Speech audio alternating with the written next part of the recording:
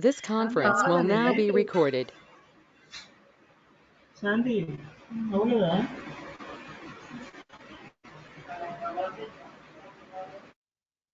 I would like to request a few housekeeping rules before we formally start with the session. Please unmute, mute your audio and switch off your video so that the clarity is much better and we continue the session without any disturbance. With this basic housekeeping norms, now it gives us immense pleasure to invite you all the participants to this digital session on GST input tax credit, scope, issues and challenges. Now I would like to request Dr. P. Ravindranath, the Regional President for Indo-American Chamber of Commerce Southern Regional Council, for his formal welcome address and introduction of our guest speaker. So over to you, please. Thank you, Sujata. Guest speaker of the day, Mr. Vaitishwaran, Indo-American Chamber of Commerce members and other invitees for this program. Good evening to all of you. For the benefit of any non-members attending this program, I will briefly tell about Indo-American Chamber of Commerce. It was established in 1968, and it is the apex bilateral chamber helping the Indian and US companies to improve bilateral trade and business. And we have over 2,000 members, and we have a pan-India presence. Now today, we have an expert to talk to us on GST and input tax credit. This is a very critical area of business houses and an area which needs a lot of clarity because of frequent amendments. We have Advocate Vaitishwaran talking to us today on this. We won't get a better person than him to talk to us on this topic. I will briefly introduce him to all of you. Advocate K. Vaitishwaran heads the firm Messrs. K. Vaitishwaran and Company, Advocates and Tax Consultants. He has 3 decades of practice in the field of law, advising various corporates both in India and abroad, as well as advising various associations. He holds additional qualifications from the Institute of Cost and Works Accountants of India and also in Institute of Company Secretaries of India. He is also the author of various books on indirect taxes and VAT.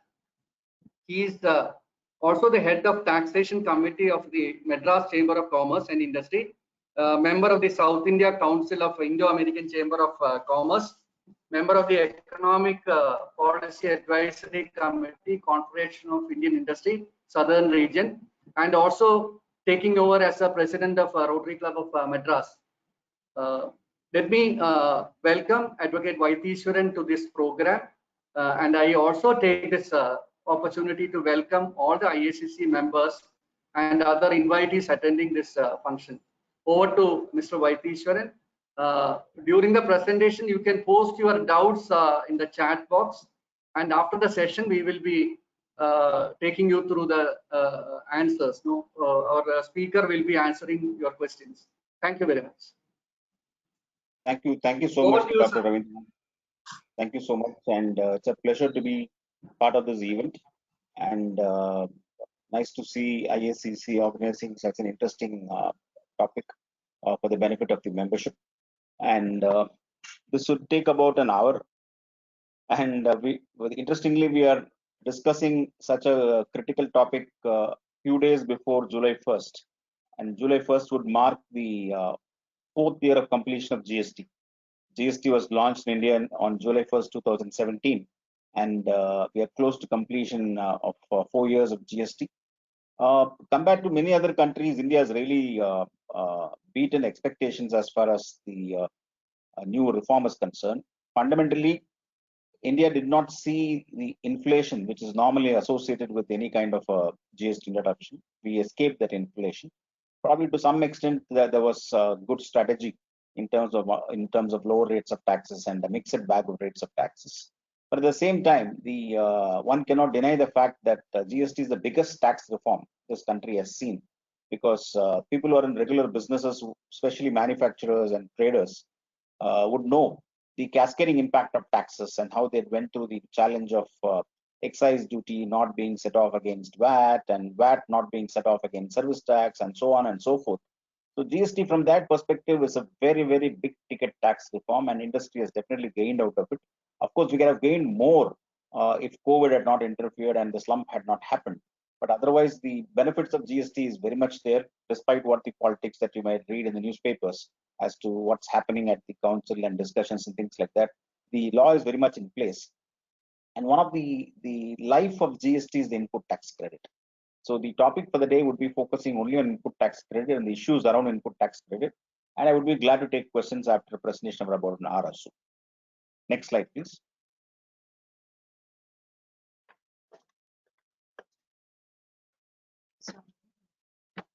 So fundamentally, you need to understand, if you need to understand ITC, then you need to understand three components of ITC. One is input, the other one is capital goods, and the third one is services.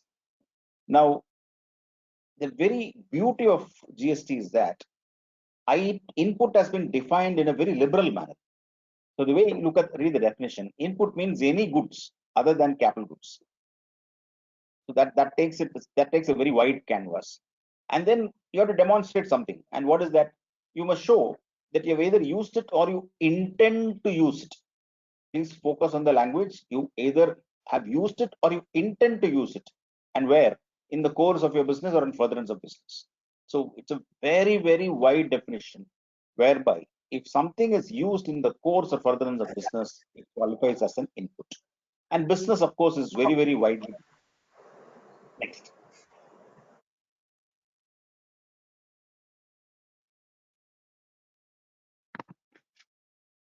The next definition is capital goods. Unlike the central excise regime where capital goods was confined to certain chapters, in the GST regime, capital goods is defined in such a manner that this would cover all goods which you choose to capitalize either because of your accounting law requirements or by the nature of the asset itself. So if the item is capitalized in the books of account, then it is called as capital goods, and the credit associated is called as capital goods credit. Of course, the test is that you must use it for business or you intend to use it for business. Now, one factor in capital goods is that, let us take a simple example of a machinery. I purchase a machinery worth about 10 lakhs and the GST is about 18% on that. So I get an invoice from the vendor, it shows 10 lakhs, it shows 1,80,000 GST. So I want to take the credit of 1,80,000. In the GST regime, there is no graded credit or percentage credit like 50% this year, 50% this year, and all that. I can take the entire credit. But there is a catch. The catch is that the government feels that the machinery is also capable of getting the benefit of depreciation under the Income Tax Act. Therefore, if you're getting a depreciation benefit, are you getting double benefit in that process? So what they say is, if you want depreciation, then your depreciation is confined to 10 lakh value. In other words, the actual cost for depreciation will not include the GST portion, which you are eligible for credit or availing credit. So I get 10 lakh invoice plus 1,80,000 GST. I take the 1,80,000 as GST credit and I claim depreciation on 10 lakh. That ends the matter. So it's still a win-to-win situation. I have to plan out whether GST is better or if the capitalization is better. For example, some companies may not be eligible for GST credit, or their output liability may not be significant, that the credit may not be significant. In such case, they may as well take a call that, no, I don't want to claim ITC on capital goods. I may as well capitalize the whole thing and take the benefit of depreciation, which may be much higher. So it's a calculated accounting decision, taking into account the outflow as well as planning, and then you take an appropriate call as to whether which is most beneficial in terms of cost. Next.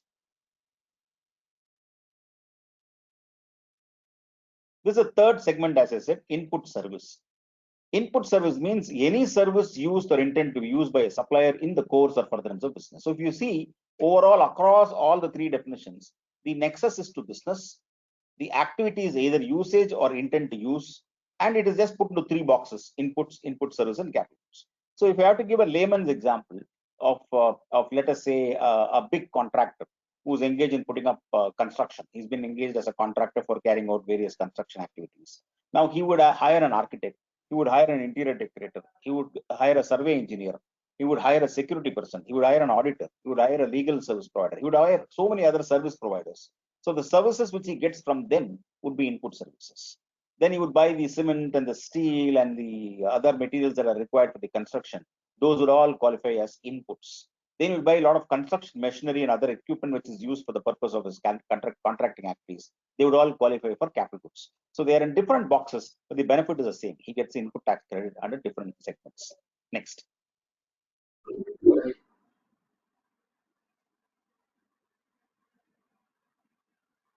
The biggest advantage of GST in terms of ITC, the scope is so much wider than SENVAT credit and VAT credit.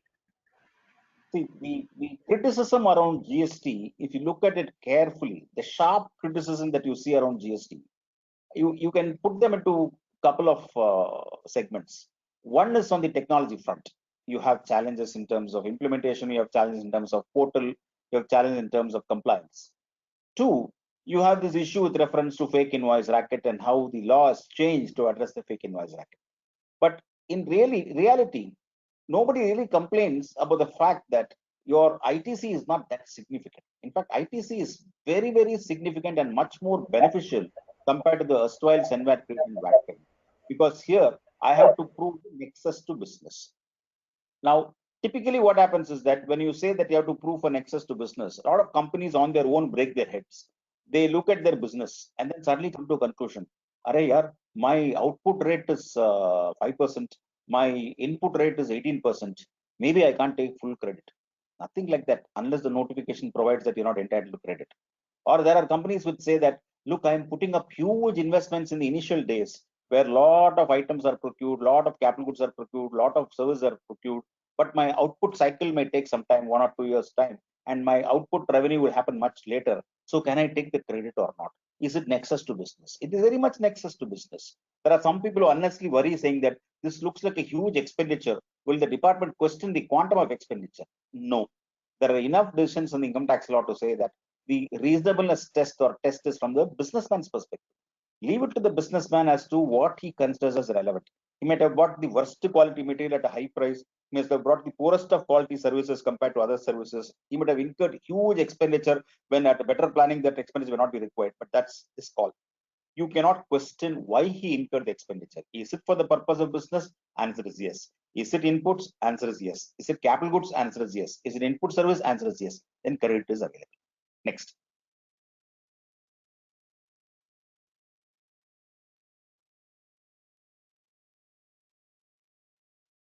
So here again, look at this language. Supreme Court in the case of so-and-so decision has set aside the order of the Delhi High Court and held that commercial expediency has to be adjudged from the point of view of the assessee.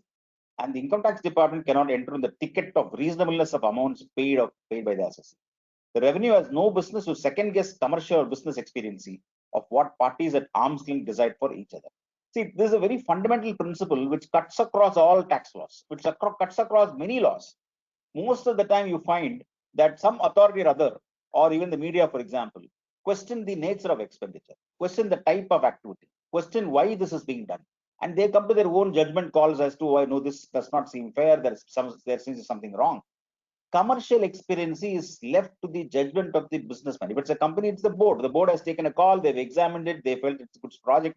Project could go wrong. Nothing is in our hands. If something goes wrong, it goes wrong. If something goes right, it goes right. Therefore, the Supreme Court has from time to time reiterated saying that when it comes to commercial matters, the businessman is the best decision maker, and no authority can substitute his wisdom and say, no, you ought to have decided like this. Ought to have decided anybody can do, but that doesn't mean that the tax or any other authority can substitute their valuation or their figures or their what they believe is the right number in terms of the actual numbers. Next. Now, here I need to highlight an important and significant difference between the past and the present for people to understand why GST ITC is so supreme and better. Because in the past, you had manufacturers. Manufacturers were liable to central excise duty. That was the duty which they paid to the central government. So when manufacturers paid excise duty to the central government, they will claim duty credit of whatever excise duty they have paid on their raw materials. But the VAT that they paid on the raw materials was a cost. They could not technically take it against excise. Of course, they could set off against the VAT liability. But if they taken insurance or they taken services, etc., the service tax was not set off against VAT. VAT was not again set off against service tax. Take a car dealer, he was liable to pay VAT, but he could not take the service tax on rentals against a set off on cars. Or take a professional chartered accountant who is liable to pay service tax. He will pay service tax, but you'd also have ACs and printers and computers in his office. You'd have paid VAT on all those items. Those VAT he cannot set off. Whenever you cannot set off a tax, it forms part of your cost. If it forms part of your cost, then it again fits itself into the price, resulting in what we call as a cascading effect of tax. So the whole purpose of GST is to eliminate the cascading effect of tax, to eliminate the tax on tax kind of a transaction, so that tax does not form part of cost and tax is used to set off tax, so that every value addition alone gets taxed. Now, in the past, there are interesting decisions which show that the disputes have always been probably bordering on the crazy front, but after a point of time, it got settled down. Now, this Ballarpur Industries is a brilliant case law to understand how the whole thing evolved. Now, let me take a little bit of time to explain this business. If you take the somebody could be in paper industry, they'll understand this better. If you're printing, if you're making paper, what happens is that you'll have a paper making plant, paper manufacturing plant, which will probably close to a river, and you will have a huge equipment which will do the cutting of the wood. The wood will be cut into small pieces, and then there'll be a conveyor belt which will transport all the small cut wood into a huge tall cooker. This cooker will be some 3-4 stories tall, and it will be filled with water, and this wood will be heated, and after a point of time the wood is completely cooked, and what you get will be something that looks like a cotton. It will become so soft, it will have a lot of strands, it will be like cotton, and then that is put into another huge container, and other chemicals are added, talcum powder is added, and the whole thing is mixed into a massive white liquid, and then this white liquid is then poured down a set of shafts, again a running machinery. So as the liquid runs through these various shafts and pipes, you'll have giant fans which will blast air on that, and it will solidify, and what you get is the paper. That's why if you have a white paper, you should see it in the light. If you keep it near the light and see, you'll see small brown, like almost like small mosquitoes. They are nothing but strands of wood. It is called as lignin that is sitting in the paper. Now, what has this got to do with your past dispute? The company which manufactured paper was liable to pay duty on the paper and claimed credit in respect of duty paid on the chemicals that were used in the container. Now, the department said, I can see paper, but I don't see chemicals. Unless I can see chemicals on the paper, I can't give you credit. Then matter went to Supreme Court in the case of Ballarpur Industries, and Supreme Court said that the disappearance of the input is required for the appearance of the output. Now, this is a beautiful line, and this is very much relevant. In the course of creation of a product, there are so many items which may die. Some will get transformed, some will die, some will mutate, some will melt, some will get completely absorbed into the entire process. Some will cause a flavor, some will cause a fragrance. Every item has got some role into it, but nothing may be seen in the output product. The final product may not necessarily have all the. In fact, if it has, then it's not a properly manufactured product. So it is better that the journey is properly done, and that is why the usage is that in the course of usage also the inputs may get consumed. Even then there is no problem. You're entitled to credit. Even in the past, there were decisions to give you credit, and sometimes inputs could be lost in the course of manufacture. There also there were disputes as to, so you have lost it in the course of manufacture, we cannot give you credit. But if it is lost in the course of manufacturing operations, then there is no reason why you should be denied the credit. There's a difference between inputs getting lost while being subject to a manufacturing process vis-a-vis inputs that are lost due to, let us say, floods or theft when they are in the storage, when they're yet to be brought up for use. Next.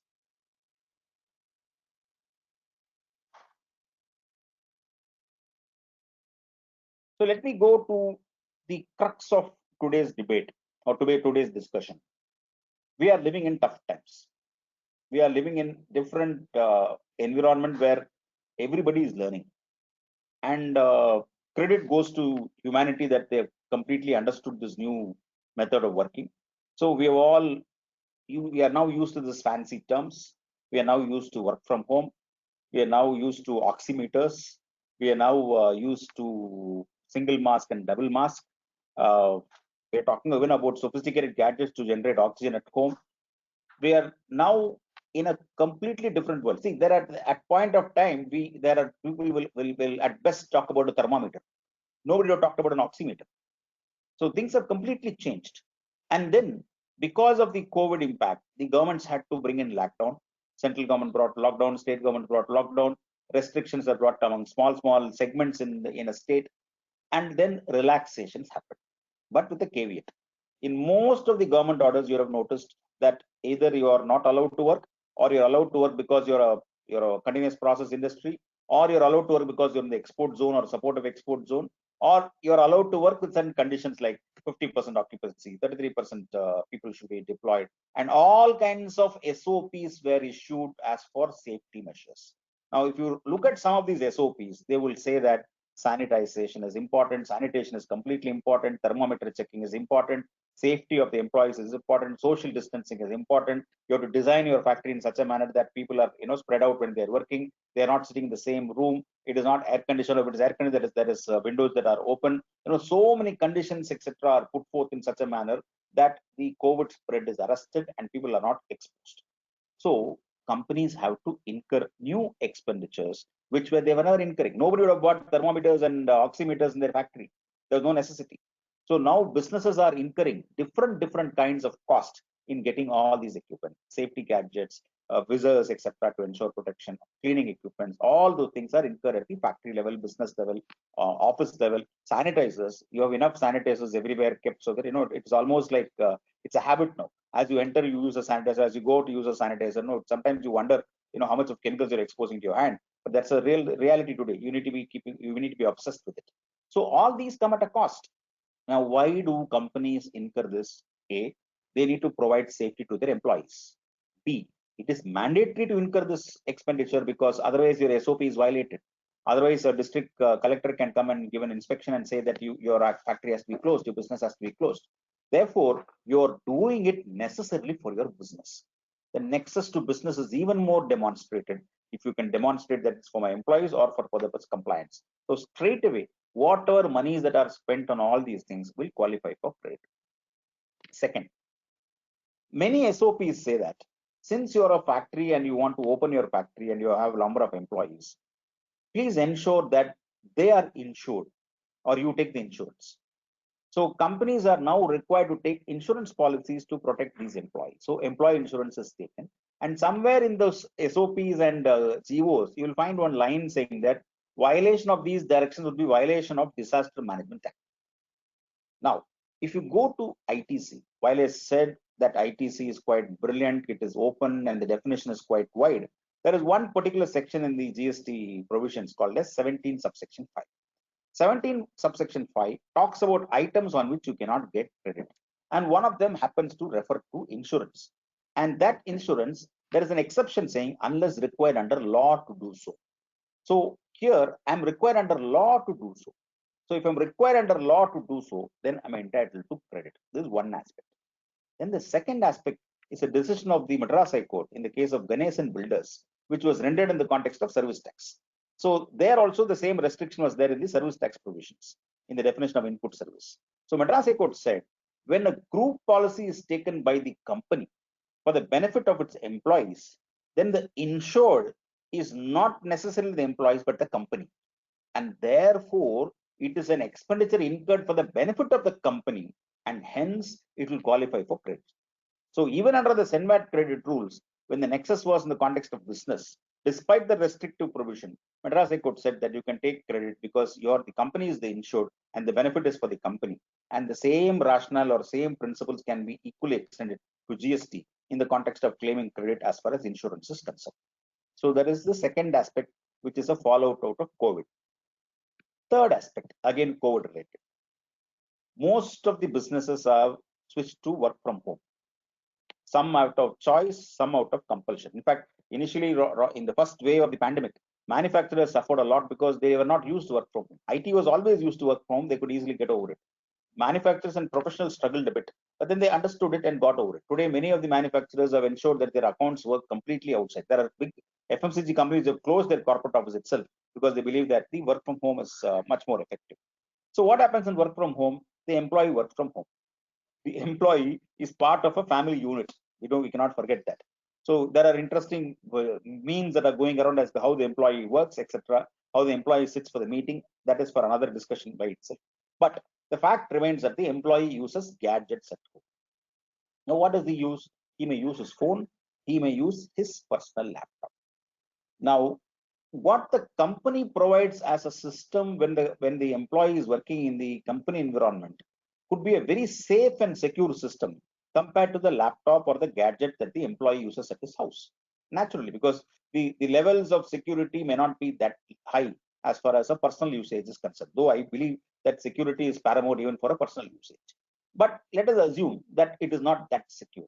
Now, when client's data is going there, or supplier data is going there, or customer data is going there, or your production process is being discussed, or your formulas are being analyzed, or your equipment photographs are being seen, or your engineering designs are going to be seen at home by an employee, then it is quite natural for the company to raise a red flag and say, hey, hold on, are we secure? Have we ensured that those gadgets are secure? Therefore, what happens over a period of time, companies have said, we will get you the gadgets. We will get you adequately safe gadgets and secure gadgets. Please use only these devices when you're connecting to the common server or the company server and downloading this data. So now what happens? Equipments are purchased for the purpose of being used at the house of the individual. It is not used in your company business, company premises or business premises or factory premises. So what? It is still used for business. My assets are still used for business. The physical presence of the assets at the employee's house does not in any manner take away the character of usage. The character of usage is still for the purpose of business. Now, how do I get GST credit on it? Now you need to be careful and smart, whereby you should purchase it on a bill to ship to model, where we can tell the vendor, bill to the company address, deliver to the employee house. That way, on a bill to ship to model, you'll be able to get the GST credit. Otherwise, if you say the employee can buy these gadgets, you will recommend the vendor and the employee will pay, and then the employee will get the reimbursement from the company, then nobody gets the credit because employee is not in business, he cannot get the credit. Invoice will be in the name of the employee, and therefore you will get into trouble. So ideally, companies should purchase themselves and then give it to the employees or ensure it's delivered to the employees.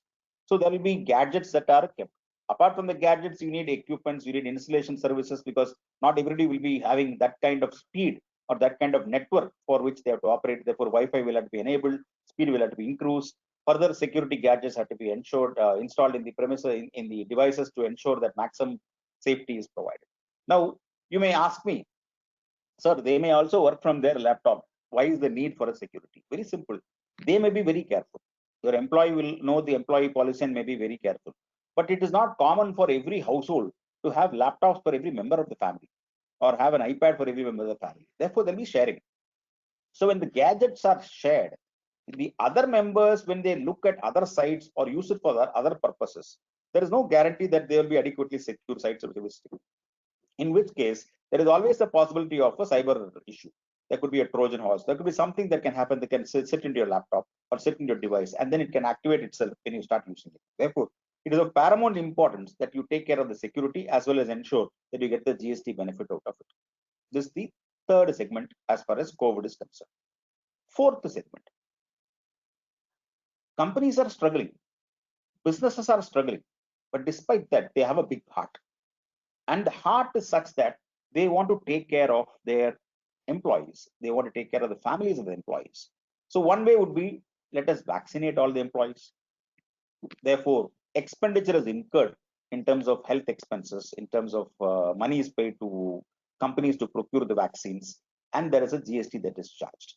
Or there could be situations where the company decides to fund various other capital equipments, for example, oxygen concentrators or medical equipments or health infrastructure. So as part of CSR, companies could fund these procurements, or a business could decide that our village or community requires much more help than the global villages, and therefore I will take care of my local community by spending all these things for my people. So if those kind of expenditure is incurred as part of your corporate social responsibility, now you may do it either out of volition or because it is mandatory under the Companies Act. So you look at the Companies Act and decide that I will allocate, based on the percentages, I will spend this much towards CSR. So when you spend on CSR and you get those equipments in your name, and you have a GST bill in your name, and you have GST shown in those invoices, there is nothing wrong in claiming input tax credit. Somebody can tell me, somebody would ask me saying that, no, sir, under the income tax law, you are not allowed an expenditure deduction for this item. Yes, there is a specific provision which says that CSR expenditure will be disallowed, or you will not qualify for a deduction as far as CSR expenditure is concerned. There is no such restriction in 17.5, and CSR is very much part of your business. Why would a company want to show a big heart? Yes, it has a big heart, but it also takes mileage out of it. It takes brand value out of it. So if there is a newspaper report about this, then it is good for the company. It is good for the goodwill of the company. If the company is going to take care of its vendors, it's good for its business environment. If the company is going to take care of its neighboring community or the village, then it is even more better for the company, because the respect for the company would go many-fold. And therefore, you need to look at it that everything has got a business angle to it, and therefore you can very much claim the expenditure.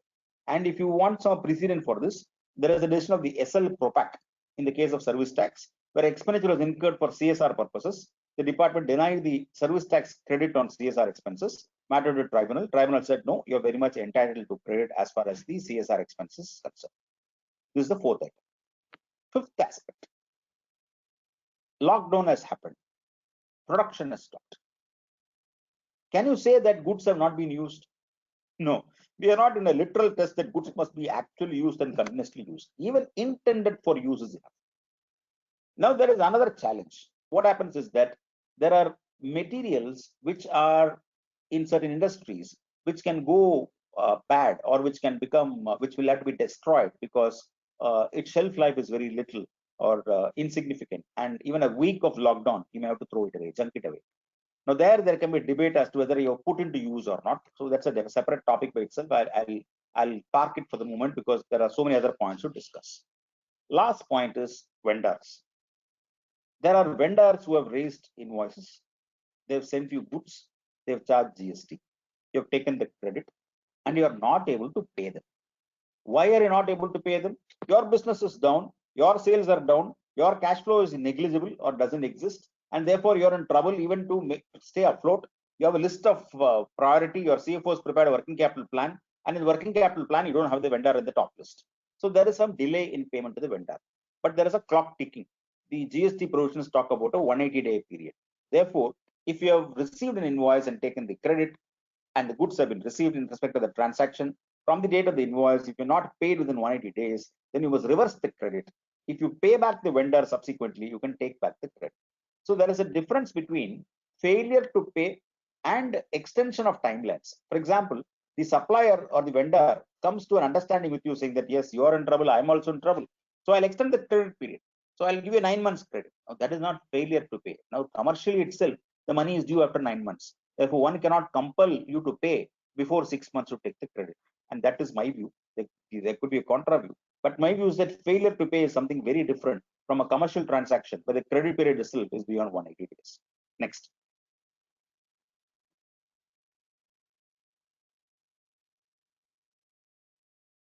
Now I'll go to the second part of my address, which deals with input tax credit and the conditions to be satisfied. We have now seen what is an input. We have now seen what is a capital goods. We have now seen what is input service. We have now seen the COVID-related items which we are entitled to credit. What is required for a businessman to avail credit? Number one, he must be in possession of a tax invoice. That is critical. You cannot have an email. You cannot have a vague letter saying that I'm sending you goods, etc. You must be in possession of a tax invoice. You must receive the goods or services. This is where the fake invoice racket keeps coming. Fake invoice racket is basically a scenario where invoice is received, but goods is not received. But law requires you to receive goods. Now, that is a fair condition from a government's perspective because they want you to receive the goods. Even in the SENVAT regime, such a condition existed. But the third condition is interesting. The tax due on the transaction has been actually paid to the credit of the government by the supplier. Now, how do I control this? I've got an invoice. I've received the goods. I've received the services. I've paid my supplier the full value of the bill as well as the GST portion. Whether he goes and pays to the department, how would I know? How can I know? Therefore, to insist on a condition that the supplier must have paid the tax becomes an onerous condition. I'll discuss that in depth a bit more later. Then I must file my return to claim the ITs. Now, all these are 4 conditions which are there from July 2017. There is a 5th condition that has come into the statute through Finance Act 2021, which is yet to be notified. The 5th condition talks about a new condition whereby it says that the supplier must have filed what is known as the GSTR1 return. Now, this condition is coming into the statute books for the first time, only from the date to be notified. Now, that is an important point which you must remember when we discuss further points in this topic. Next.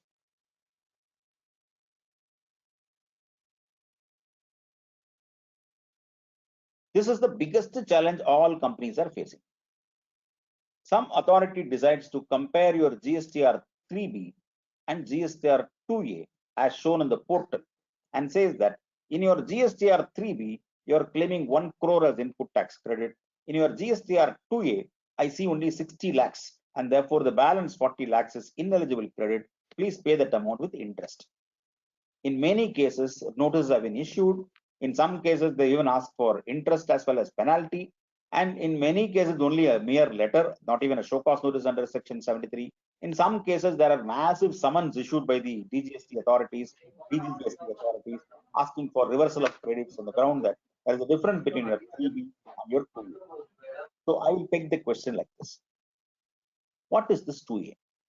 2A is nothing but a reflection in your portal of the GST in respect of your supplier invoices, where the supplier has uploaded the GSTR1.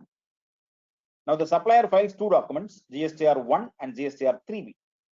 3B is through which he pays the tax. GSTR1, he reflects the entire transaction. So, GSTR1 is uploaded, then that figure will be reflected in your GSTR2A. Now, this was the grand plan from July 17, but never took off because the other two documents, GSTR2 and GSTR3, was not there in the portal. There were enough technical snags in the portal and therefore they had to be abandoned. So now, if I cannot have a mechanism of comparing GSTR1 and 2A, and I need to trust on somebody else filing it, how will I know whether he has paid the tax? How will I know whether he has uploaded the transaction? So the first question is, are GSTR3B and GSTR2A even comparable? So as I said, GSTR2A will trigger only when supplier files GSTR1. Now going back to the earlier slide condition, filing of GSTR1 as a condition for availment of ITC is part of Finance Act 2021 amendment, which is yet to be notified. Therefore, GSTR1 to be filed by the supplier is only a condition that will come later. Therefore, can you then ask for a comparison of GSTR2A and GSTR3? So the entire exercise, in my view, would be illegal. Next.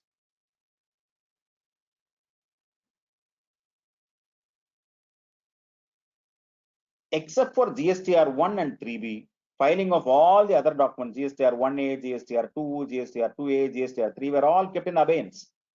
The entire matching mechanism as contemplated in the original GST portal did not take place. In fact, right now we are struggling with the IT portal also. We have launched the new IT portal version 2.0, and everybody is struggling in terms of various things. And yesterday there was a big meeting of the of our finance minister along with the officials from the revenue, as well as the officials from the vendor, as well as stakeholders, to understand what are the glitches. There are pages and pages of glitches which the vendor has said we'll try to rectify and solve it in a very short time. But the challenge is very much there. So we hope that the IT portal does not go with the way the GSTN went. GSTN had that issue right from beginning. It had its challenges, and one by one the repair happened. So over a 4-year period, number of repairs have happened to the portal, but key functionalities have never been activated. GSTR2, GSTR3, nothing has been activated. So they've all been kept in abeyance. Payment of GST by the taxpayer is by of GSTR3B and not by GSTR1. And GSTR2A is an auto-populated form at present is only a facilitation measure. It cannot be a mandatory document for comparison. Next.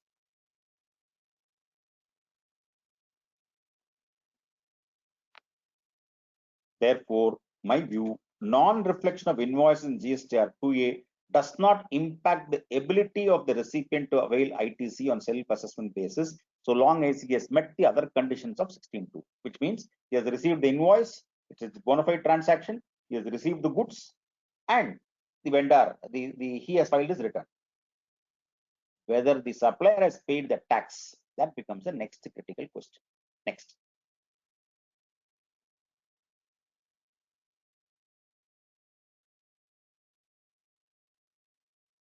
We can skip this. I've already talked about all this. Next.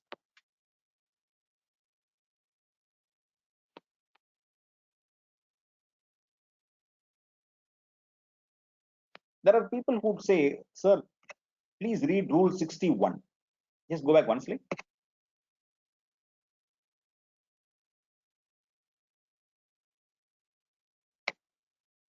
Saran, go back. Fine. Stop. 61 actually said that the details of outward supply furnished by a supplier shall be made available electronically to the recipients in party of GSTR 2A. So what could not be done through GSTR 2, GSTR 3, etc., they tried to accommodate through a rule called as Rule 61, which was substituted from 1/1/2021. Even if one were to assume that GSTR 2A has attained legitimacy, it has come only from January 2021. Therefore, the past period you cannot compare at all. Now, it is quite strange that after introducing Rule 60, the government realized that where is the section for this purpose? And that is why they brought this amendment to Section 16(2). Therefore, I still repeat that till and until Section 16(2) AA is notified, that means the amendment which mandates filing of GSTR 1 by the supplier as a condition for availing input tax credit, this entire exercise of comparing GSTR 3B and GSTR 2A is not correct. And therefore, probably in the future, when the amendment gets notified, you'll get into this comparison exercise. Next.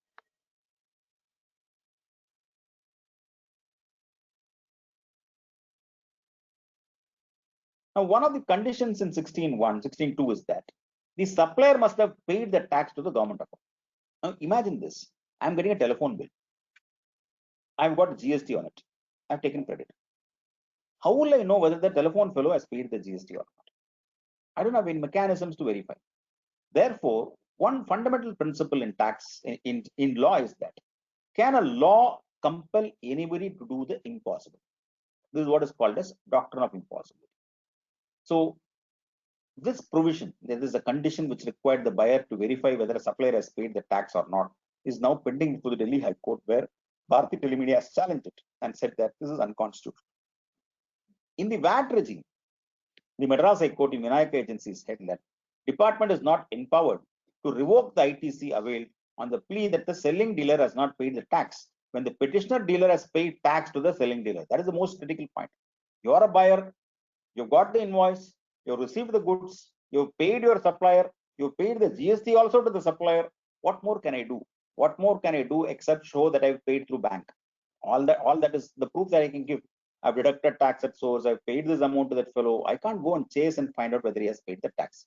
So the Madras High Court ruling in the case of VAT can equally be applicable or equally extended to GST. Next.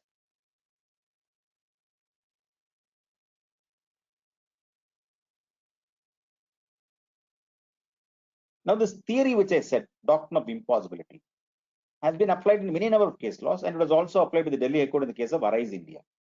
So what the High Court said is, it is impossible for a buyer to go and do an exercise of finding out whether the seller has paid the VAT or not. And therefore, they read down the provisions that any such condition will be read down. It will not include a purchasing dealer who has bona fide entered into a purchase transaction with a validly registered selling dealer and who has issued tax invoices. Next.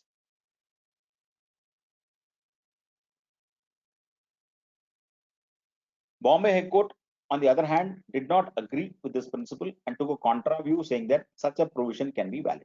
But I repeat, the lex non cogit ad impossibilia is a legal principle, legal maxim, which means doctrine of impossibility. A person cannot be compelled by a statute to do the impossible. I'll give you a simple example for doctrine of impossibility, which was in fact recently brought out by the Supreme Court also. In income tax, you have this section 9, and under section 9, income is deemed to accrue or arise in India. Now, a lot of companies purchased software from their foreign suppliers, and they paid money for the software in foreign exchange. So there is a forex outflow, and they bought those software products. So when software is purchased, the standard position that adopted was software is goods or at best copyrighted article, and since it's copyrighted article, that person is supposed to be doing his business. He does not have a permanent establishment in India, and therefore income does not accrue or arise in India. 195 is not applicable, TDS is not applicable. But the revenue took a different stand and said that no, you have to do withholding of taxes. And the government and the parliament amended section 9 retrospectively to say that royalty paid for even for a software would amount to payment for royalties and therefore will attract the provisions of section 9 and it will be income accruing or arising in India. Now matter went to Supreme Court. Supreme Court not only said that software is copyrighted article, it can never fall under payment for royalties. They also said, what is the point of a retrospective amendment? A retrospective amendment which makes that entire thing transaction taxable is beyond the knowledge of the person who made those payments at that point of time. When he made those payments, will he know that the government is going to change the law 20 years later? He would not know. Therefore, to then say that the law has been changed retrospectively, you have not deducted tax at source, you suffer the consequences, is nothing but testing is something which is impossible. So they applied the doctrine of impossibility in an income tax matter as recently as a month ago in the context of the software batch of cases. So doctrine of impossibility means law cannot compel you to do the impossible. Next.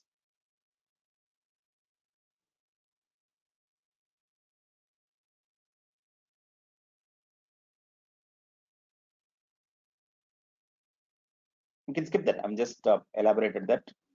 This is very much what I talked about. Next. Then there is this magic 36.4. Those of you who are in actual GST compliance or CFOs or manager finances or senior manager finance would know that half the time of your life, your business time, is spent on validating vendor invoices, checking the balance of credits, how much is GSTR 2A, how much is GSTR 3B. Because Rule 36.4 was brought in the statute book saying that, yes, you can buy from others which are not reflecting your GSTR 2A, but there must be a limit up to 20%, then 10%, then 5%. So they gave all those percentages. But Rule 36.4 was brought into these CGST rules. And the question that you have to ask is, where is the authority for it? Next.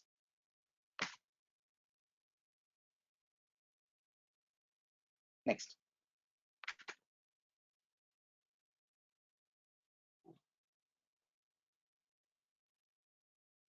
The only reference to 20% as far as 36.4 when it originally came is concerned can be seen from section 43 capital A. 43 capital A is yet to come into force. That section has not been notified. That section, what it says is they will do invoice level matching in the portal, and there can be limits up to which there can be a difference up to a maximum of 20%. Rules can be prescribed for this purpose. When section itself has not come into force, rule was notified. So the entire rule validity is depending upon the section coming into force. It's like, putting the cart before the horse. You can't do that. Therefore, you have to wait for the section to come into force, and therefore Rule 36.4 has been challenged before the Karnataka High Court. Next.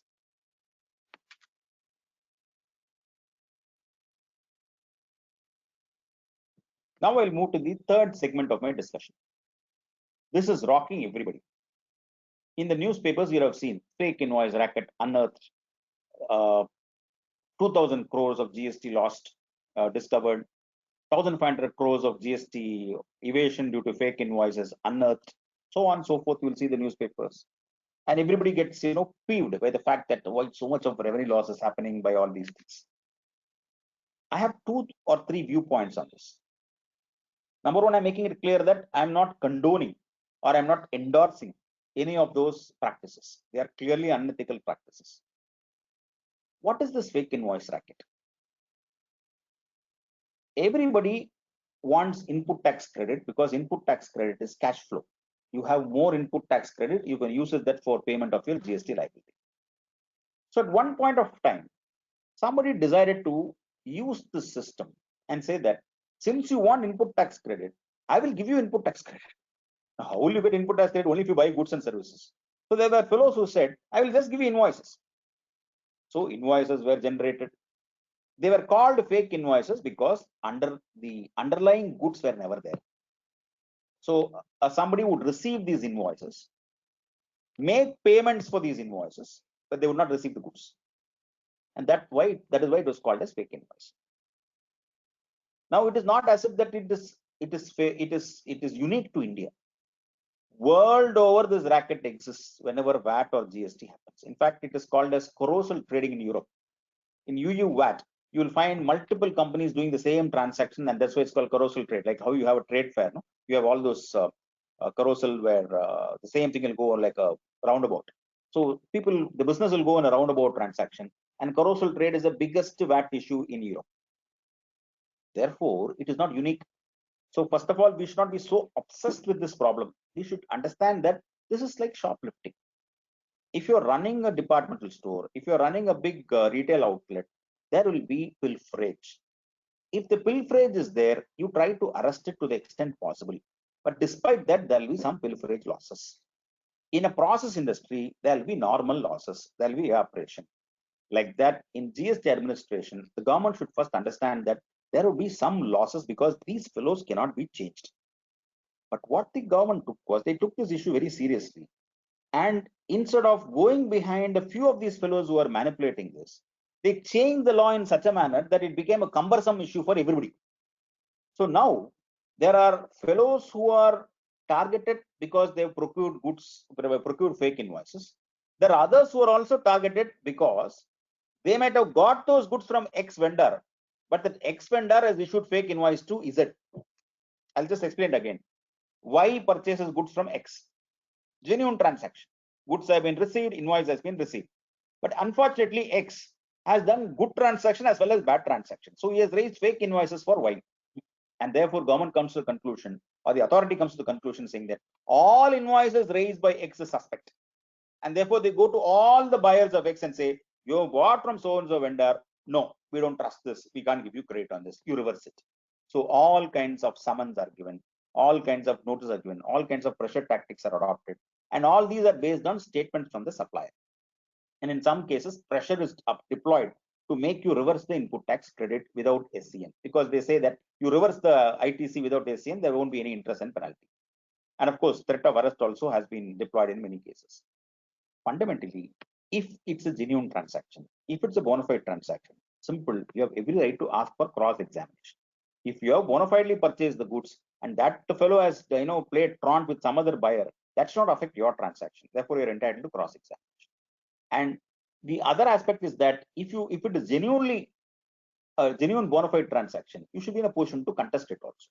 But if it is a mala fide transaction, if it is not a bona fide transaction, you are actually procured a fake invoice in respect of this transaction, then a better solution would be to reverse the input tax credit as quickly as possible before the show cause notice, because the law allows you to reverse the credit without interest and penalty under certain circumstances. So if there is a benefit in the law, take the benefit of that law. Then there is a provision which says that credit can be blocked. Now, blocking of credit is something very important.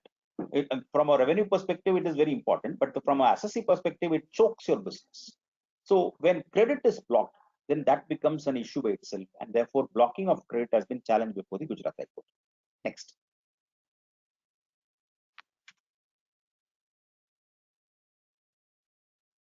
Then another problem with ITC is that the authority comes and tells you, you have bought these goods from so and so vendor, but he is no longer in our system. His registration has been cancelled. Arey yaar, when I purchased it, he was there in the system. Maybe, but we cancel it subsequently. Okay, you have cancelled subsequently. How does it affect me? No, we have cancelled with retrospective effect. Therefore, cancellation with retrospective effect also becomes a reason for the revenue to say you should reverse your credit. Answer is no. Those goods have been supplied and received at a point of time when he was a bona fide player. I looked at the GST portal. I saw his GSTN number. I checked his GSTN number. I paid him through the bank. Why should I suffer losses because his registration was subsequently cancelled? There are enough decisions in the VAT regime, Infinity Wholesale, where they said that retrospective cancellation of supplier's registration cannot affect buyer's credit. And similarly, in JKM Graphics, Madras High Court said that ITC available by the petitioner could not have been proposed to be reversed or reversed on the ground that the selling dealer has not filed returns or paid taxes. These are all, I repeat, VAT decisions, but the principle is equally applicable to GST. Next.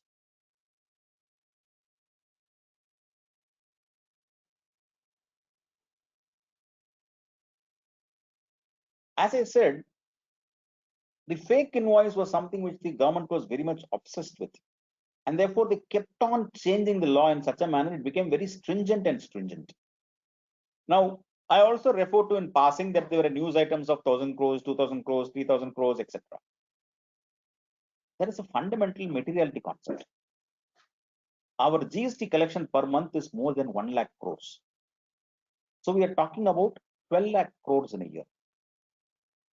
Even assuming we are talking about a 10,000 crore GST loss on account of fake invoices, it's a very minuscule percentage for which you don't have to tinker the law so much. Now, I repeat, I don't hold, I'm not supporting or endorsing these players, but I am not too comfortable with the law becoming rigid and extremely stringent for a compliant businessman. A person who's genuinely operating his business should not see the law become so choking and strangling just to catch hold of or attempt to catch hold of those players.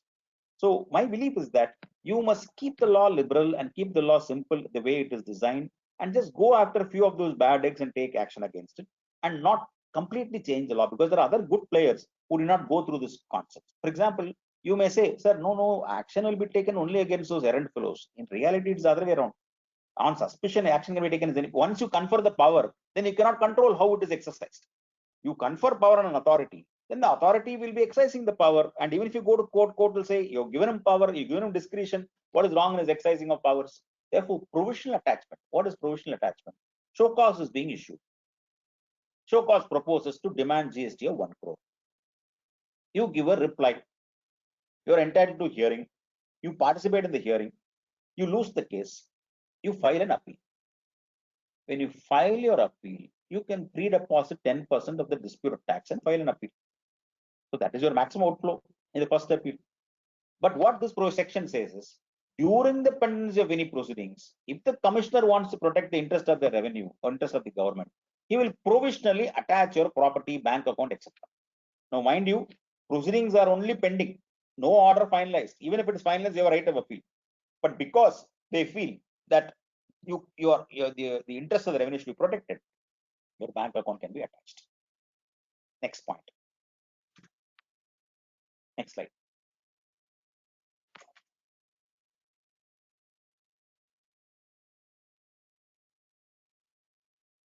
This matter went to Supreme Court. What matter? A provision which talked about provisional attachment. The Supreme Court in the case of Radhakrishnan, 2021, gave a fantastic judgment by saying that the restrictive power of Section 83 must be used sparingly.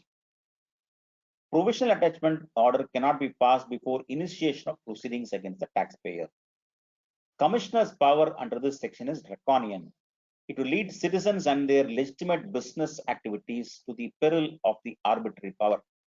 Commissioner cannot make preemptive strikes on taxpayer properties merely because it is available for being attached. Opinion should be based on tangible material such as reliable information, taxpayer past conduct, very important. Like in US, no, is he a flight risk? That's a typical question they ask. Is he a flight risk? In bail, most of the cases, the first question that is asked for passport impounding is he a flight risk? Will he escape? So if you're a businessman in operation for the last 50, 60 years, and you're doing thousands of turnover, and you're having 500, 600 employees, you're not going to disappear overnight. So there's no necessity to make you disappear by choking your bank accounts. Because if you provisionally attach your bank accounts, it completely chokes the business. You cannot take salary, you cannot make payments to vendors, you cannot operate your cash flows. And when cash flow gets squeezed in an organization, it has spiraling effect. So Supreme Court understood that and said that, no, you cannot do all those things just because assets are available. And then laid down a procedure saying that you first give a notice to him. You must give a notice saying that you propose to do so, get his response, and then only you can proceed further. So lot of safeguards were built into implementing this. Luckily, after the Supreme Court judgment, the board gave an elaborate guidelines and circular saying how provisional attachment should be exercised, and a lot of precautions which were pointed out to the Supreme Court are incorporated in this circular. Next. Now I move on to the last part of my address today, 17.5. 17.5, as I said in my earlier part of discussion, has got a lot of items which are on which I cannot claim ITC. They are called as popularly blocked credits. So 17.5, one by one we'll discuss. ITC shall not be available in respect of the following. Very simple. There are a lot of companies which say, sir, I bought a car. I'm using for my office. I'm using for business. Can I not take credit? No, you cannot. Why? You cannot. That's a law. So section says you cannot. So it is, of course, you can ask me, sir, ITC is supposed to be very liberal. Yes. But why do you have such a section which says I cannot take credit on car? That's what the section says. Unless the section is challenged, you cannot suffer. You cannot, and the section is struck down. You cannot escape. Government has got its own reasons, because if you ask me professionally, looking at it purely from a tax analytical perspective, 17.5 has to go in total, because there cannot be a GST regime which says you cannot take credit on certain items, because if you cannot take credit on certain items, that becomes a cost. So the entire purpose of ITs would be lost if you have a restrictive provision saying you cannot claim credit on some items. But be that it may, you have a 17.5 which is there. You have to respect the provision until it is struck down. So motor vehicles you cannot claim, but there are fellows who can claim. Who are they? They are people who sell motor vehicles. They are people who lease motor vehicles. They are people who are engaged in transportation. They are people who do training in respect to such motor vehicles. Therefore, that is possible. Insurance, servicing, repair, maintenance for motor vehicles, no. This is only from a particular cutoff date. Before that, you could claim. Next.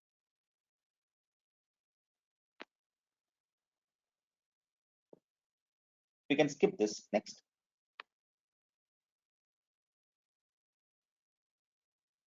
In the second segment, you are not eligible for credit in respect of vessels and aircrafts except when they're used for making the following taxable supplies. So if you are an aircraft dealer where you buy and sell aircraft, or if you're an aircraft where you bought the aircraft and operate leasing of aircrafts, you can claim credit. Or you're engaged as an aircraft carrier where you're providing transportation of passengers, you can get credit.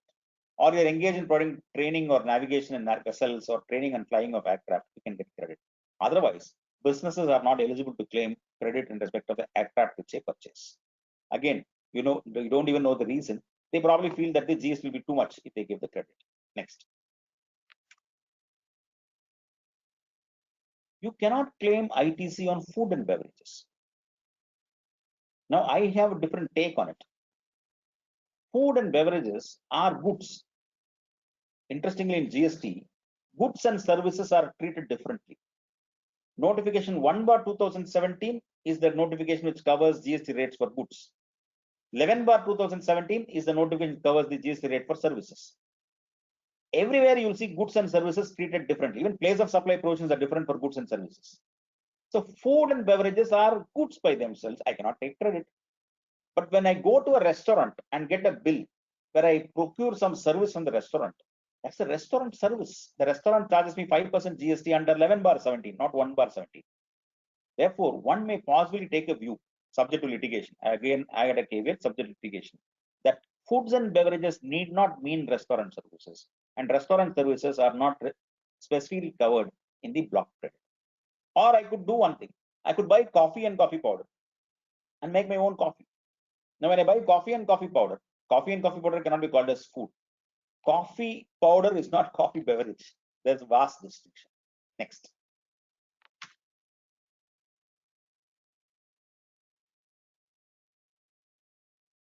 This is already I've explained. I'll skip this. Next.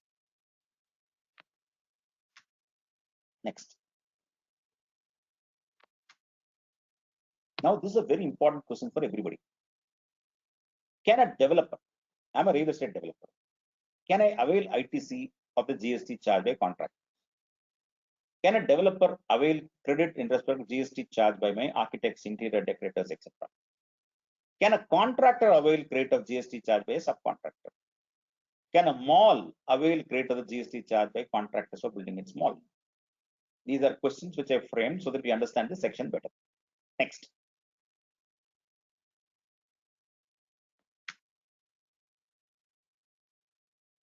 Now, this is the section 17.5C and 75D. You cannot claim input tax credit in respect of works contract services when supplied for construction of removable property other than plant and machinery, except where it is an input service for further supply of works contract service. So I'll give you examples to explain this provision. If a contractor is engaging a subcontractor, he should be able to get credit. If a developer is engaging a contractor, he should be eligible to claim credit subject to conditions in the notifications which talk about rate of tax. if a mall is engaging a contractor and then letting out those units to tenants and getting rentals, even though they pay GST on the rentals, they cannot claim credit of the GST charged by contractors. Therefore, if you construct factories, you cannot take credit. If you construct buildings, warehouses, godowns, theaters, malls, commercial buildings, you cannot take credits. You can take credit if it is plant and machinery. So there's a definition of plant machinery. If you meet the definition of plant machinery, you are entitled to credit. But if it is not a plant machinery, but if it is a building per se or a civil structure per se, you're not entitled to credit because this is the government's belief that it is becoming immovable property. But my thought process is this: my warehouse is ultimately used in the business. Ultimately, I'm generating revenue through that business model, and on that revenue, I'm paying GST. Therefore, it's still a cost. But unfortunately, this section says no. In the case of a mall, whatever I build as units are going to give me rentals on which I pay GST. Therefore, the apparatus, which is the building which I create, is very much eligible for ITC, would be my argument. But unfortunately, the section says no. Next.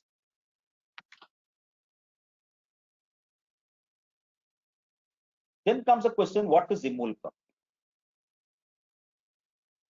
Now, immovable property is not something which is easily understood because, first of all, immovable property is not defined.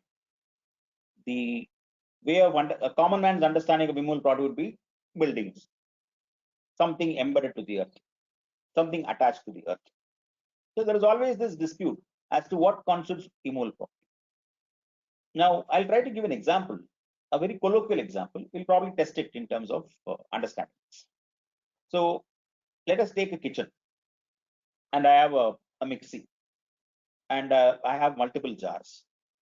So I put one jar on the mixie and make some chutney, and then I take out the jar and put another jar and make a juice. Now I'm able to easily remove this jar and put another jar. Now imagine this in a bigger scale. If a plant and machinery or equipment is put, and it can just like that be removed and taken to another location, you cannot call it immovable property. So the test of immovable property is, why is it annexed to the earth? So the first question you have to ask is, why you're annexing it to the earth? That is what is called as object of annexation. The object of annexation is to ensure that it is forming part of this place or this forming part of this premises. My intention is to keep it there. Then the next question is, what is the degree of annexation? It is so strong that if I have to take it out, I have to break it. So imagine a mixie where if I have to remove the first jar, I have to bring various utensils, use a lot of crowbars, etc., and take it out. Then I cannot use a mixie again. Therefore, if the degree of annexation is such that it is almost impossible to take out what is sitting there without breaking it or without damaging it or without affecting it, then it is immovable property. So that is a test you will have to apply. AC plants, power plants, cement plants, ropeways, escalators, lifts. You'll have to decide whether it is works contract immovable property or not by applying these tests of object of annexation and degree of annexation. Next. Now, one company felt, I am in this business of putting up a huge property. I have spent a lot of money on constructing this property. I intend to let out. When I receive rents, you want GST. I cannot receive rent unless I build this property. I cannot build this property unless I engage contractors. I cannot engage contractors unless I pay GST to them. Therefore, the line or nexus is very much there. The benefit of input tax credit is artificially curtailed by section 17(5), and therefore 17(5) is unconstitutional. Matter went to Orissa High Court. Orissa High Court said, yes, you're right. 17(5)(d) has to be read down, and the narrow restriction imposed in reading of the provision by the department is not required to be accepted, keeping in mind the language used by the Supreme Court in Eicher Motors, that the very purpose of the credit is to give the benefit to the assessor. The whole purpose of input tax credit is to eliminate cascading effect of tax. The whole purpose of input tax credit is to ensure that there is no tax on tax. The whole objective of input tax credit is to ensure that the tax does not form part of your cost. Therefore, any provision which results in tax forming part of your cost is questionable, and that is precisely what happened in the case of Safari Retreats, and Odisha High Court read down the provision and allowed the credit, despite the provision saying no credit for construction materials for a person who creates immovable property. Of course, matters pending before the Supreme Court. We don't know what will be the ultimate outcome, but it is an interesting decision to understand the ramifications of ITC. Next. 17.5 to continue. If you give gifts to employees where the value exceeds 50,000 rupees, you are not entitled to IT. So when you give gifts, you have to ensure that you buy something which is less than that value. But mind you, you're talking about gifts, not services. These are all goods. But what happens if you give gifts to dealers and distributors for achieving targets? Now, when dealers and distributors are given gifts for achieving targets, it is normally part of an agreement. The dealer's agreement or distributor agreement will talk about certain targets to be achieved and certain incentives to be given in the form of gifts. Therefore, one may possibly argue that what I give to my dealers or distributors is not necessarily gifts. It is a business expenditure. Therefore, I'm entitled to input tax credit. Next. Of course, it's a view which will definitely run you into litigation. It depends upon your appetite as well as your inclination to test that point. Goods lost, stolen, destroyed, written off. Now, section 17.5H talks about goods in the context of inputs. If inputs are lost, if inputs are stolen, if inputs are destroyed or inputs are written off, no credit. There is no provision which says if final goods are lost or final goods are stolen or final goods are destroyed, you must proportionately reverse the credit. There is no such provision. CENVAT had it. GST does not have it. Similarly, lost means it is lost. There are judgments in the CENVAT rules as to whether theft is different from dacoity and whether theft amounts to loss. There are enough decisions on all those things. Very interesting aspects of that. Very basically what the idea is that if you have raw materials which are yet to be opened and suddenly tsunami comes and takes away your raw materials, you cannot claim credit, you must reverse the credit. As simple as that. Or there is a fire accident, the material which was available for putting into production is destroyed, you have to lose your ITC. Written off, you decide to write off in accounting terms, then you have to lose credit. But remember, it is write-off, not provision for write-off, not partial write-off, not provision for partial write-off. Actual write-off only requires reversal. Next.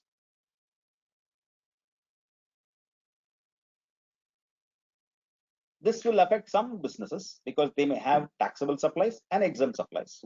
If you're having only taxable supplies, there is no problem. There is no one-to-one correlation credit, one-to-one correlation in GST.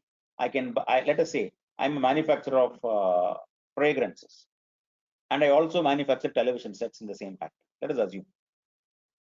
Or I manufacture potato chips, and I also manufacture computer chips. So for potato chips, I buy all kinds of vegetable oils and flavors, etc., on which I pay GST. For the computer chips, I buy all kinds of glass and other materials, etc. I avail the entire thing as GST credit, and I pay off GST. There is no distinction saying the raw material for potato chips must be used only for potato chips, or the raw material credit for the computer chips must be used only for the computer chips. There is no one-to-one correlation in GST. What all I buy, it becomes a pool of GST credit.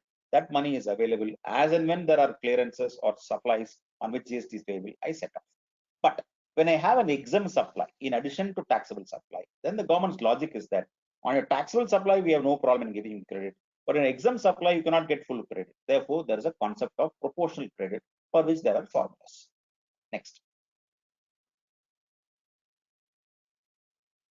Quickly taking on few industries. Hotels and restaurants. See, our GST system has changed a lot. When originally GST was introduced, it was introduced in a very effective manner. At least the input tax credit was designed as a very effective manner. But they discovered that the public at large were not very happy, especially with hotels and restaurants charging 18% and 12%.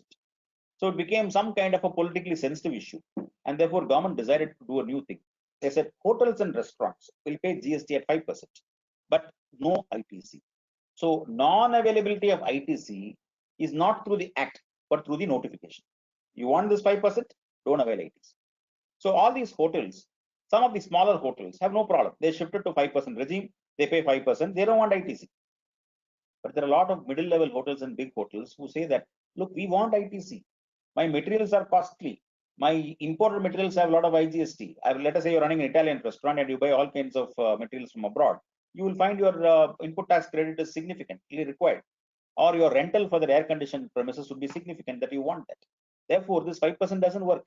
You would rather pay 18% or you pay a higher rate as applicable and take the ITC. The question is there an alternative? Or let us say you are running a hotel where there is a bar. Now the bar, the whiskey that is supplied in the bar will attract VAT. The peanuts that is served will attract GST. So imagine the plight for a hotel which has got a bar license as well as a hotel business. So GST credit management becomes critical. So as far as hotels and restaurants are concerned, my view would be the notification which talks about all these conditions is nothing but a conditional notification, because rate of tax notification cannot impose conditions. But that is why they've used a section which is applicable to exemptions. So I would perceive 5% as a concessional exemption notification, which has got a lot of conditions. Whenever there is a conditional notification, there are enough judgments to say that it is up to you to forego those conditions and pay the full duty. Therefore, it is open to a hotel or restaurant to pay a higher rate of GST and take the input tax credit. Of course, you will be tested, but it is still a worthwhile thing to test in terms of cost. Next. Similarly, for a business like a developer, again, the government felt that the public are affected, the rates are very high, and therefore they decided to put 5% without ITC. So is 5% without ITC mandatory? In my view, no. This is not the session for discussion. There are other focused real estate seminars where probably you would have heard me discuss this in elaboration point.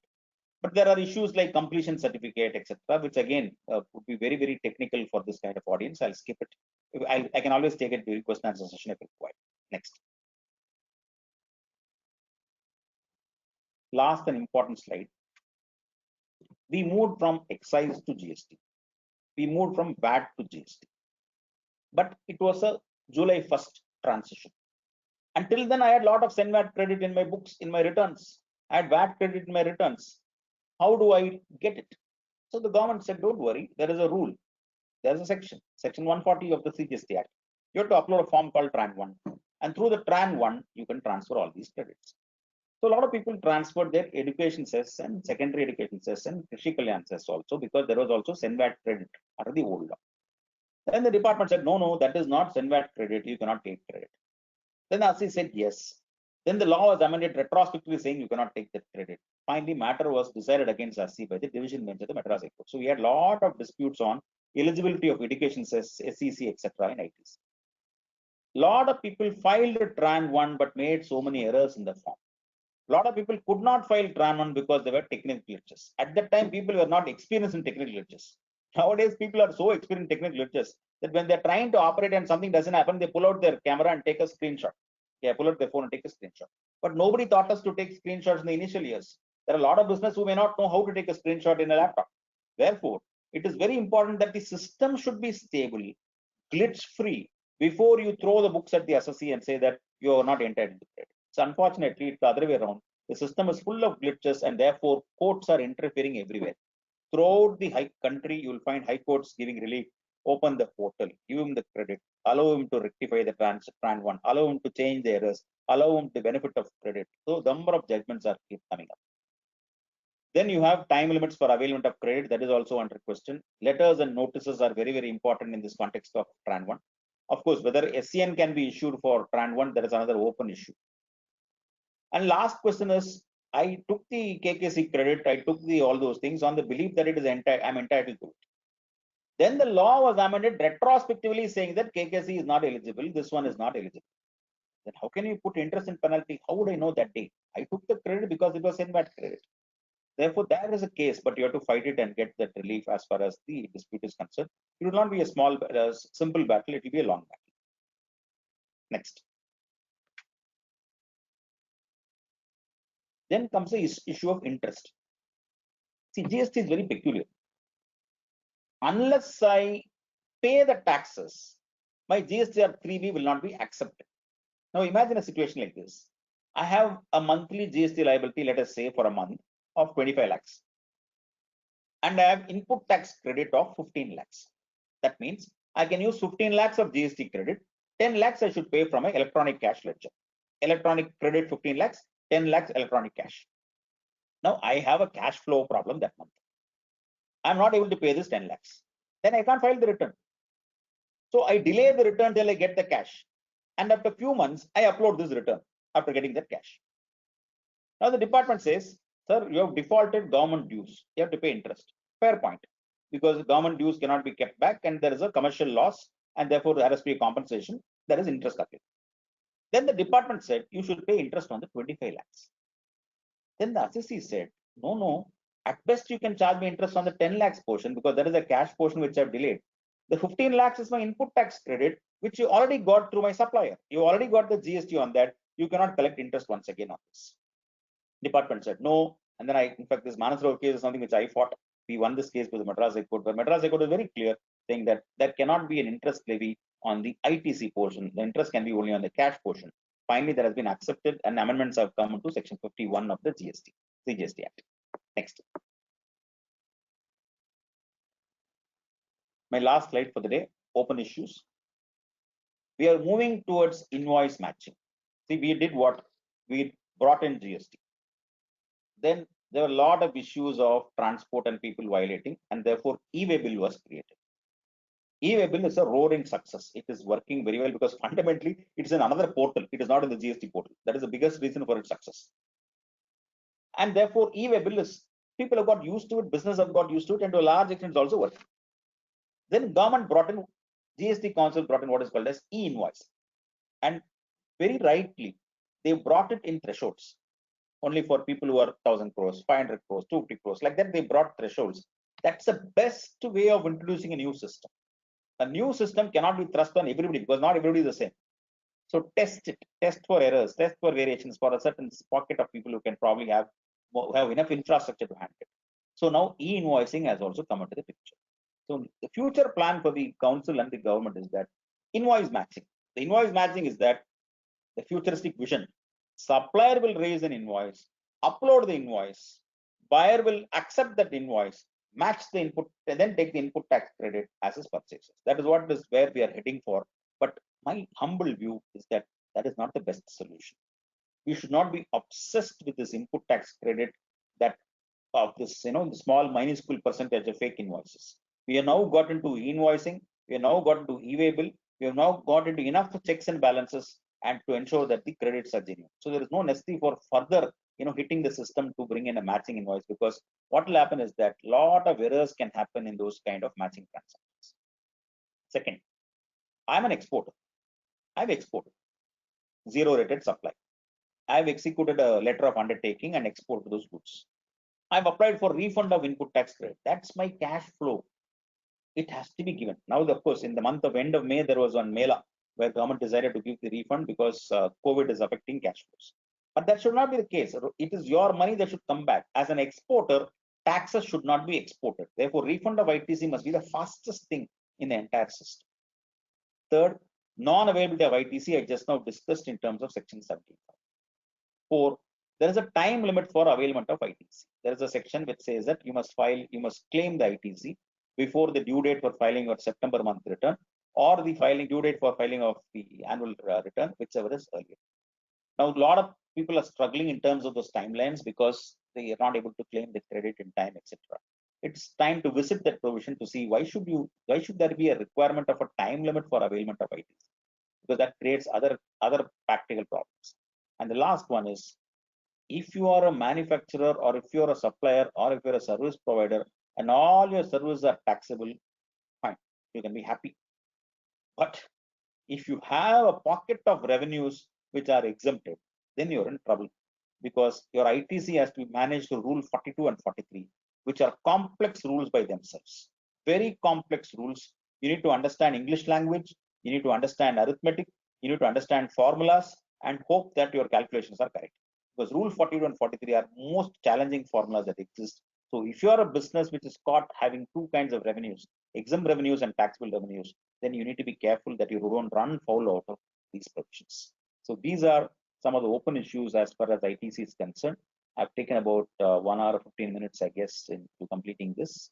I think next slide is my last slide. Yeah.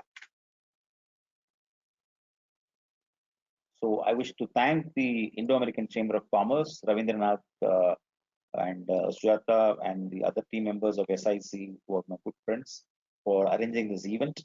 And I'm quite glad to be part of this session to share my knowledge and thoughts on this subject.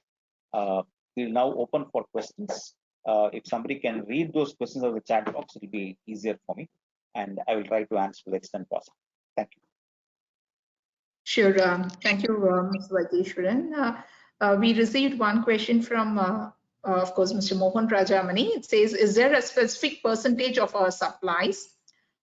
In bracket, it says, read independent contractors who are non-GST registered that we can get as a non-GST supply.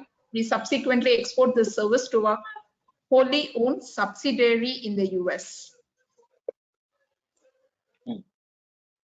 There is nothing like that.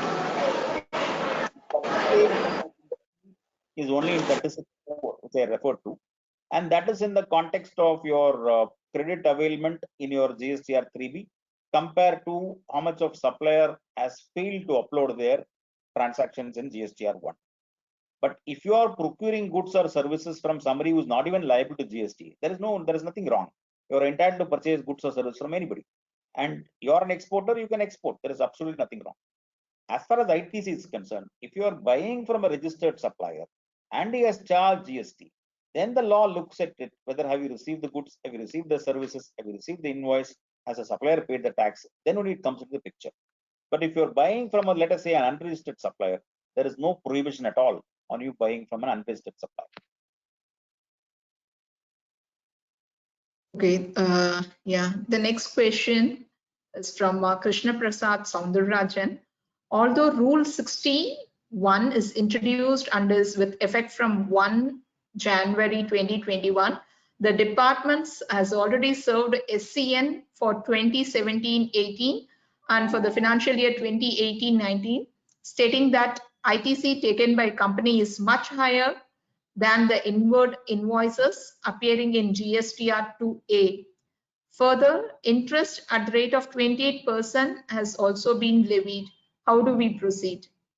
So this is what I mentioned, that the entire exercise of comparing GSTR 3B and GSTR 2A before the amendment and even before 1/1/2021 is not sanctioned by law.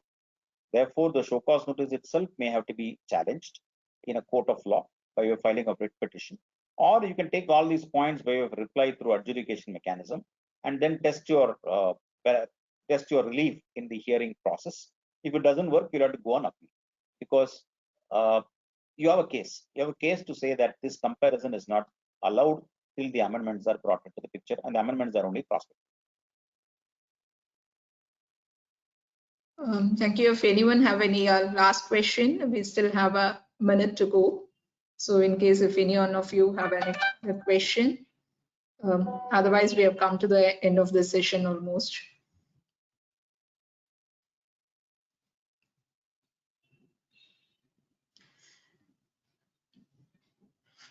Fine, I'm afraid not much questions as of now. I would now request our Regional Vice President, Dr. C. Manohar, for his concluding words and a formal vote of thanks. Sir.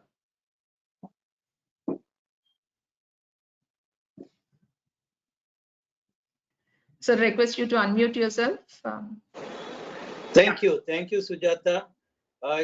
It's been a great learning experience. Vaidi, thank you, a big thank you. We have been meeting in the council meetings and various platforms, but today we have seen a new Vaidi with you here in you. I think we're all lucky to have you in the council and as a member now as a resource person. It is an amazing contribution that we have received. Wonderful. As a matter of fact, when GST came in, right from then, the conversations have been going on in all the industry platforms and the chambers and kind of things. And the way today you elicited, you brought that in such a manner.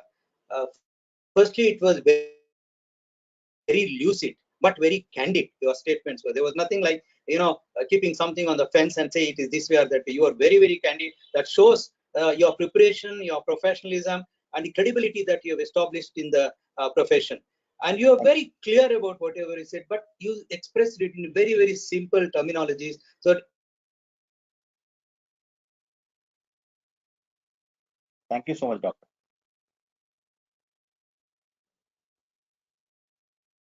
Sir,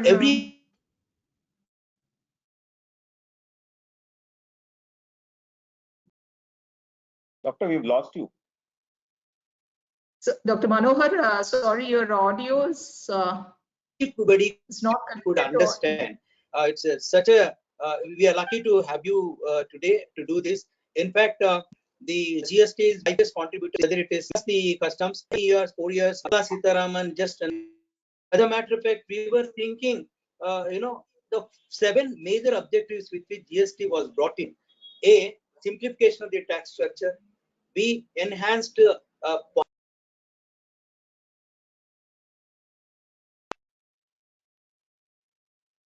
increase. Then there was the fostering of production in the manufacturing sector and the services sector. Then the increase in exports and the MSME support. In all these 7 parameters, you start analyzing, see the impact of it. I think in quite a few we are doing good. There are issues, particularly when it comes to SME support, and then the definitely increased revenue has happened, as you mentioned, 1 lakh crore every month. I think we even reached a threshold of 1.24 very recently. That's the kind of a volume of operations. I'm sure the similar restructuring is likely to happen. The Finance Secretary Ajay Bhushan Pandey, in fact, when there is a low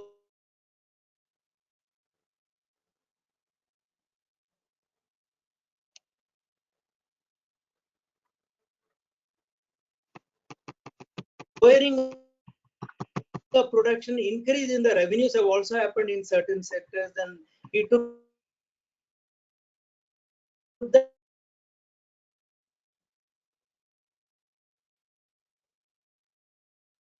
credit for, because the reforms, these things are happening. That means so much of avoidance and evasion that come from the important for the change. I think it's been a great ISCC and all the members of ISCC. Thank you for this wonderful session. And possibly this gives us a lead that we must do more such things, particularly when it comes to international taxation issues are coming up both in the GST as well as the customs issues. We should take into account. Possibly we can plan a similar session that we need to do. My suggestion to the regional president, Sujata, and other members that we should look at that also as another possibility. Thank you, Doctor. Thank you so much.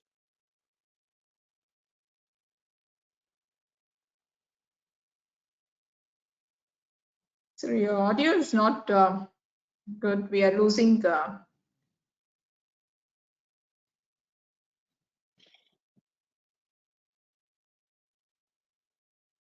We should be able to do that. As a matter of fact, the similar thing can be done for customs. Now, the merchandise, thank you very much. I thank members, the secretariat, and all the participants today. Please put down your suggestions, what more topics you'd like the chamber to have such meetings. You could send a mail or you can put your suggestions through various. Thank you very much. Back to you, Sujata. Yeah, thanks, Dr. Manohar. Thank you, sir, Vaidishwaran, for all things. Thanks to all the participants once again. As Dr. Manohar said, please share your feedback, share your rather interest topics, whichever with the chamber would like to take it forward. So thank you one and all. Thank you all the speakers and others. Thank you, Doctor. Thank you, Sujata. Bye, sir. Thank you.